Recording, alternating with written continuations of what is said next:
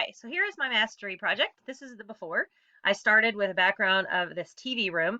I really wanted a TV that I could put something in. I needed it coming straight at me because I wanted to make a dog look like it was jumping out of the television.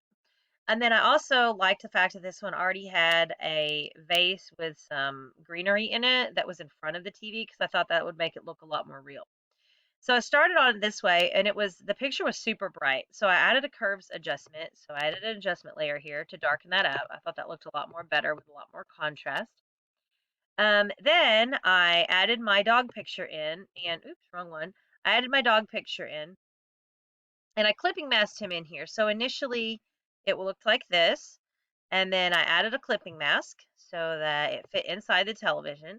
And I clipping masked it inside a color fill layer. So I actually have this black and white layer here, which you can't really tell, but basically I made it so that the plant would still go in front, and then these parts of the whatever this is down here, candle holder or whatever, would go in front. So once I did that, then I just clipping masked that dog jumping into there, and I selected a chunk of the dog's head and put that out to a new layer with a layer mask so it would look like it was popping out. And then I added a drop shadow because I just felt like it needed a little something to give it some depth. So that was the beginning part. Kind of started from there and made sure that all that contrast matched. And since I changed that background, it looked a lot better then. Then I added a little dog down on the floor, but he was super like washed out. So I did a levels adjustment for him to make him darker so he looks like he belongs.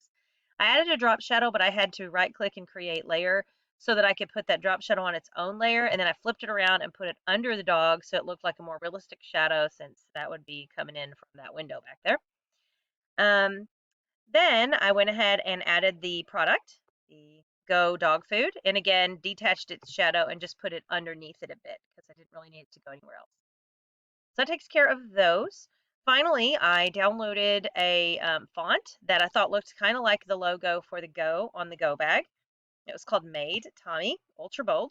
And so there it is there for a tagline. Yes, it's that good. It's so good a dog jumps out of the TV for it. And then I also downloaded a custom shape. It was a tag. There were several tags that were in the shapes that I installed. There's like 5 of them, I think, right here. All of those. And I chose the first one. And I did that because I added the logo. And when I did, it looked like this. So it was like really hard to see. And I tried adding a stroke, and then I was just like, I still don't like it. So then I thought, well, what if I put a tag behind it? And I was like, yes, that looks good, like a label. So put that on there. It looked a lot better here with the drop shadow. So I added a drop shadow to make it stand out. So there you go. And that includes 5 actually things off of the list required to demonstrate my mastery. And I'm really happy with it. I think it looks realistic and it's a good looking ad.